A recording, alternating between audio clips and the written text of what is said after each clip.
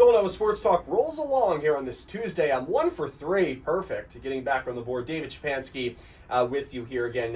The episode going to air on Tuesday today. Well, it's live, not air, but live here on WXVU Villanova Sports Talk. So glad you could join us. As always, about the transition to Villanova women's basketball. But before I do, we do have an update. This was posted by John Fanta about 40 minutes ago. The college basketball Crown Tournament, as we just wrapped up talking about Villanova versus Colorado in the last segment, will award NIL prize money.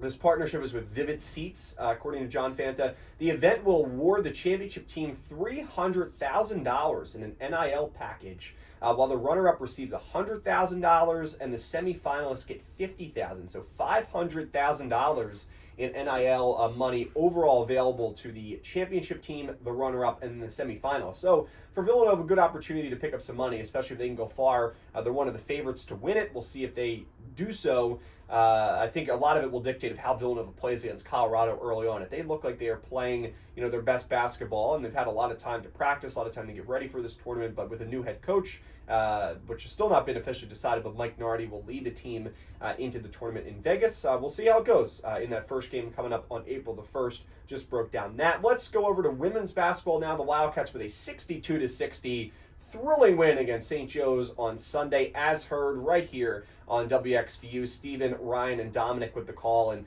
this game was just insane. It really was. It didn't start out all that great for Villanova. They battled back, very similar to that first win against St. Joe's back in December. And Villanova, they struggled in the third quarter. They were outscored 15-9 in the third. Then they came back in the fourth quarter, outscored St. Joe's 20-17. And what a shot by Maddie Burke. I was actually, I had a family function on Sunday, which was why I was not calling the game for WXVU. And I had finished the function, and I actually had run to get some groceries at Target.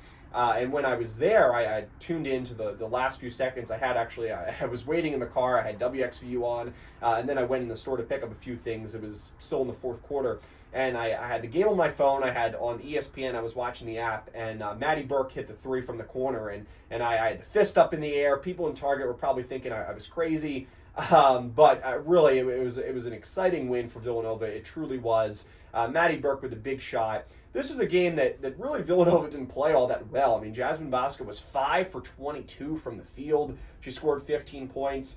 Maddie Burke had 11 points. But you look at some of the other scorers in this game. Maddie Weber, 2 for 9. She had just 5 points. Caitlin Oriole got the start for Villanova. She played just 12 minutes. She scored a point on a field goal, which actually came really late at the game. Villanova was up by 1, and then she made it a 2-point lead, which is how it ended, 62-60. Off the bench, Laura Edmondson played well in the first quarter. She scored 6 quick points and then really kind of didn't score the rest of the game. And then also Jelaya Green at 7 points. She was probably, her and Brona Power Cassidy provided the best bench contributions. Ryan Allen struggled in this game as well, 1 for 5 from the field, 1 for 4 from behind the arc. She scored just 4 points. Villanova, though, they struggled from the field. They shot just 36% in field goal attempts, but they were 42% from behind the arc. And that was a difference in this game because St. Joe's, they really struggled. They shot just 10 threes. They were just 1 for 10. That only three was made by Gabby Casey. So with St. Joe's struggling from behind the arc, I talked about that in our Cats on the Court episode a few days ago, which went up on the VTV YouTube channel, which I also shared on my social media. And I also talked about, I believe, on Thursday with Dominic. It was really going to come down to three-point shooting, and if Villanova could shoot the ball even relatively well, I thought they had a really good chance to win this game. St. Joe's, I mean, they were very close to making the tournament. I think there's a strong argument that they should have had the 1 seed, but Villanova being the 4 seed, they were definitely underseeded in this tournament. The Wildcats, I know that, they ended the season, that tough loss to Providence really hurt them. They kind of got bumped down under some teams because of that loss, and just kind of the overall way they ended the season. I thought they played pretty well in the Big East tournament, but the regular season, Villanova didn't end all that well. And that hurt them in terms of the seeding, I believe, in this tournament. Villanova, again, they didn't play their best game, but they played good enough to get past St. Joe's. Some other stats in here when you look at St. Joe's, just to bring up some of their leading scorers. Laura Ziegler, Tyla Brugler, they both had great games. Brugler had 18 points, Ziegler had 19 points. And then when you look at some of the other stats in this game, especially when you look at turnovers, Villanova had 12 turnovers, St. Joe's at 17, which in addition to the three-point shooting was a factor. St. Joe's did win the rebounding battle, but Villanova kept it close enough, 34-28. I was expecting a little bit better performance from Villanova on the glass just because of, how well they rebounded against Boston College, who was a really strong rebounding squad. I know that Boston College, they get a lot of rebounds. They also give up a lot of rebounds. That had something to do with it. But Villanova, they didn't bring their best rebounding performance the other day, but their three-point shooting really made up for it. They forced some turnovers. Their defense was really strong. And I was worried about Villanova's defense after the game against Boston College because Boston College, they really only had 5 true players. They had to hold tryouts to get 2 more players. So they were playing with 7 players. Their leading scorer didn't play. One of their top leading scorers didn't play. And Villanova's defense really struggled in that game against Boston College. Villanova had a good chance to lose down the stretch there to BC. But their defense was much more stronger in this game against St. Joe's. And Villanova sweeps the Hawks. So what a win there for Villanova. And then as they move on here, looking ahead to Portland, which will be coming up on Thursday at 7 p.m. You can hear that game right here on WXVU, the WBIT quarterfinals. So looking forward to that coming up. Portland's a really good team. They're 31-4. They're 13-1 away. They were not seeded in this tournament. They had to go to Stanford. They won that game against Stanford in overtime, 69-68. And then they beat a tough Seton Hall team on the road in New Jersey, 61-55. So this Portland team is definitely good. I know they play in the WCC, so they don't get a whole lot of attention just because of their conference. They don't have a whole lot of great teams. Gonzaga is really the only other top team in their conference. Washington State, good team as well, 21-13 overall. But Portland won their conference, the WCC, and they didn't make March Madness. So that goes to show you the WCC in terms of their March Madness bids, but this Portland team is really, really good. They have just put together, win after win after win this season.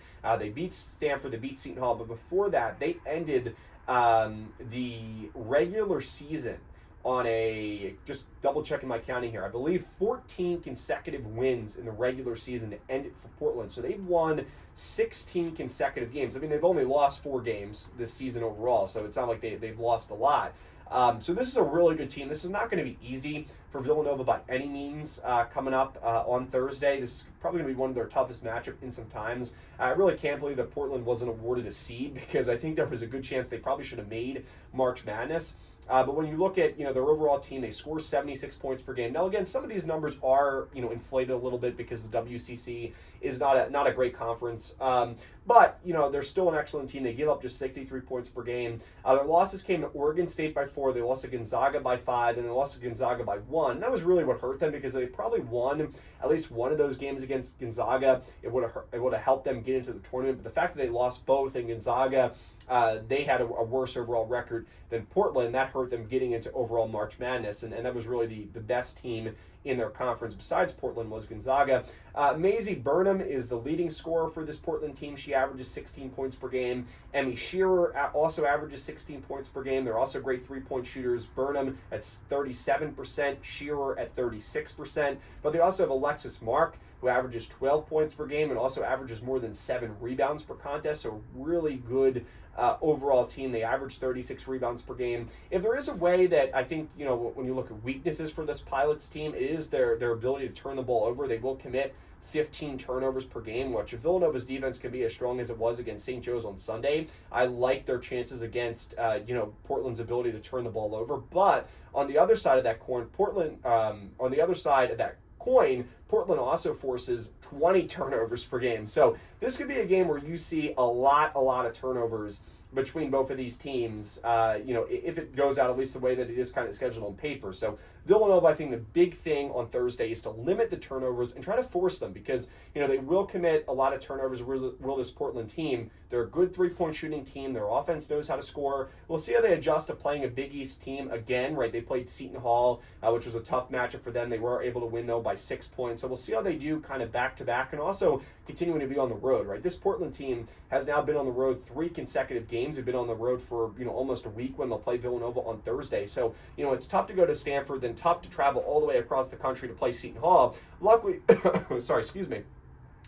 for Portland, Seton Hall is not far away from Villanova's campus. However, being on the road for that long time, you think is going to have an impact. Maybe it doesn't hurt you as much in back-to-back games, but when you're traveling across the country, having to play 3 straight games on the road, I would think that would hurt a team, especially, for Portland, is playing so far away from home. So that is definitely something to keep an eye on as we continue to move forward. But Portland's a good team. We'll see, where the line is for this game in terms of, what Vegas is thinking, what a lot of people are out there thinking. But this team is really good, this Portland team. I think it's probably going to be a close game coming down to the wire again, very similar to that Boston College game and the St. Joe's game. I mean, Villanova had really 2 great wins, and they were exciting wins because they were really fun games to watch, despite Villanova's defense not playing well against Boston College. But they were really fun games to watch.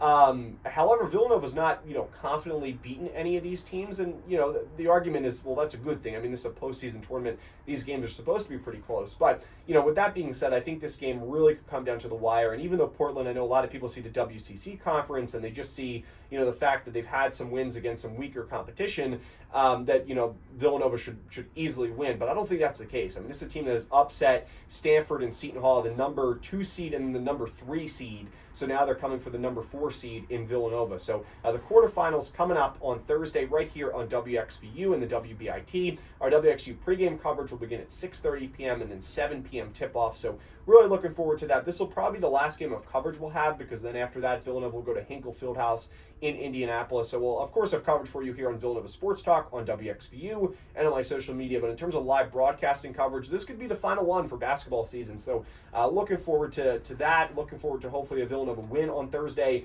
To sum up everything, I think Villanova does win this game against Portland, but I think it is going to come down to the wire. Like I said, they're a good team, but it should be a fun one. One more really exciting game at the Finn. So hopefully you can join us here on WXVU. We'll take most likely our final break of the show. When we come back, I will reveal my special announcement, so looking forward to that.